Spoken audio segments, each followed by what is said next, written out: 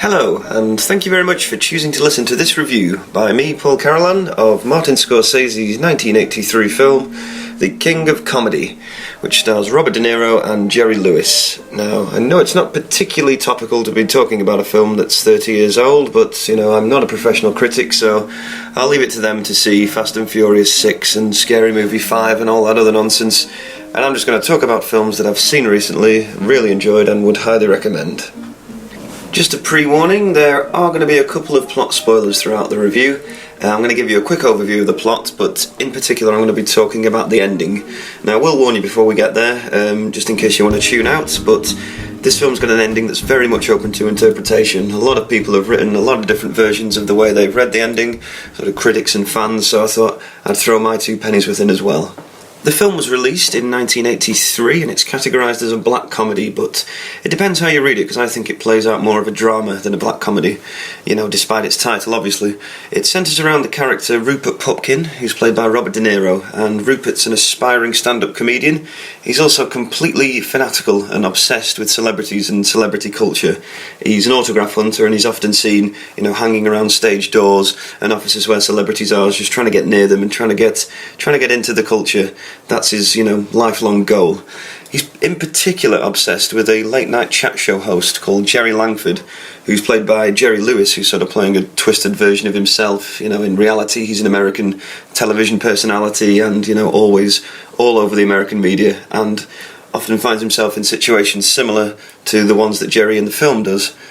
Rupert meets Jerry right at the start of the film. He's hanging around outside the stage door where they're filming one of Jerry's live shows, and as Jerry comes out he gets completely mobbed by a bunch of fans and autograph hunters. Rupert sort of diffuses the situation, helps him get to his car safely, but then also jumps in the car after him and they both speed away. It's in the car we find out Rupert wants to break into stand-up comedy. That's his dream. He's talking to Jerry about it. He really wants to get on his show. He thinks he's ready. He just wants his big break. Jerry kind of entertains this and sort of fobs him off. He gives him his card, tells him to call, send in some tapes and he'll have a listen to them. Doesn't think anything will ever, manifest out of this. But Rupert just becomes completely obsessed with this. He goes home immediately, starts making tapes, sending them off to Jerry's office. He then starts turning up at the office. He then just keeps turning up at places he knows Jerry's going to be. And it just gets absolutely anarchic from that with his fanaticism, and he just gets so obsessed with meeting Jerry, getting Jerry's opinion on the tape, and more importantly, getting on Jerry's show. It's a really interesting film in general, and in particular it's a really interesting character that Robert De Niro plays. I think it was interesting for me because it completely challenged my loyalties, because he's very much an anti-hero, Rupert Pupkin, but you're kind of behind him. You kind of want him to succeed, you want him to get ahead, but in reality, he is a borderline psychotic. There's just something perversely charming about his character. You're just completely willing him to succeed all the way through, despite the fact that he disregards his friends, who are, other autograph hunters and celebrity stalkers. He treats his mother quite terribly. He has a brief fling with an old high school flame called Marcia, and he doesn't treat her very well. He even, breaks federal laws and to get what he wants, and it's just the determination he has to absolutely get what he wants and do what he wants on his own terms is just sort of admirable, that you're just sort of feeling a sympathy towards him.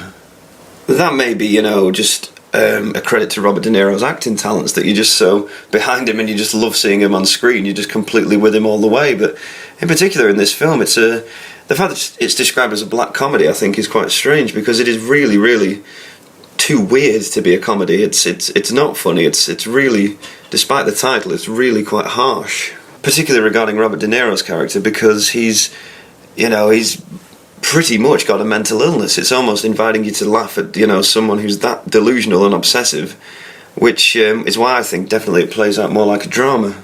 The way it's filmed as well is absolutely fantastic, as are all Martin Scorsese's films. I just really enjoy it because it's filmed in Manhattan, which is one of the most beautiful scenic cities you could possibly film in, but most of the action and drama takes place in waiting rooms of office blocks and outside stage doors and in cars and in restaurants and in bars. It's fantastic because despite the fact that Rupert lives in this beautiful city, there's only one thing he's obsessed with, and that is getting near celebrities and getting on TV. So there's a lot of insight into, sort of the making of TV shows of the time and the way media is sold and distributed. And like I say, the fact that it's in Manhattan is almost completely irrelevant because he's just obsessed with seeing celebrities. Okay, I'm just going to quickly mention the ending. So like I said, if you don't want any plot spoilers, please feel free to tune out now. At the end of the film, Rupert Pupkin, along with Rita, who's played by Diahnne Abbott, they're sort of partners in crime throughout the film. They're both celebrity stalkers and autograph hunters. They both end up kidnapping Jerry Langford and keeping him hostage in a penthouse in downtown Manhattan. And they contact the television studio and say, "You're not going to see Jerry alive again unless Rupert Pupkin's allowed to appear on your show, 10-minute slot to do his stand-up routine, and then whatever happens after that is fine. You can arrest us both, you can arrest him, you can get Jerry back, that's absolutely fine." And it ends with Rupert doing his stand-up routine, sort of under the supervision of the FBI, who are going to immediately take him off and take him away. He does his routine. It's sort of received quite well. It's a bit average, not everybody likes it. But then his celebrity status sort of soars whilst he's in prison. You know, as soon as he gets out, everybody wants to interview him. He's got his own show, he's just got adoring fans everywhere. Now, a lot of people have read this in either the literal sense, as in, you know, what you see on screen is exactly what's happening, but there's an entirely different theme running throughout the film of, like, Rupert's fantasy. There's a lot of fantasy sequences in which he's, you know, pretending he's famous, he's being interviewed, he's doing interviews himself, he's making people laugh, he's got adoring fans all around him. So I read it as 100% fantasy. I don't think that anybody would entertain him after he got out of the prison. I don't think anybody would book him to appear. I definitely don't think he'd be the sort of celebrity status he appears to be at the end of the film. Like I said, it seems his stand-up appearance on the show was met with lukewarm reviews. Like, I know the FBI agent was taking him away, but they were sort of entertaining him along the way and going with him a little bit, but they just said flat out, we didn't enjoy it, you know. The crowd wasn't exactly in hysterics. Some of the stuff did fall a bit flat because, you know, let's not forget he is a borderline delusional psychotic human being. So I read it as complete fantasy. But, you know, I would highly recommend this film to anyone. I think it's a fantastic film. If you love Robert De Niro, if you love Martin Scorsese, if you love your comedy, you know, as jet black as it gets, this is a fantastic watch. And, you know, please feel free to get in touch with the blog. How did you read the ending? Did you enjoy the film? Is it one of Martin Scorsese's best? Is it one of Robert De Niro's best? Get in touch. That'll be fantastic. Thank you very much for listening to my review, and hopefully another one coming soon. Thanks. Goodbye. And I'm thinking as I'm sitting here now, well, maybe this is my big break. This is my big chance. You know what I mean? You don't just walk on to a network show without experience. Now, I know it's an old hackneyed expression, but it happens to be the truth. You got to start at the bottom. I know, that's where I am, at the bottom. That's a perfect place to start.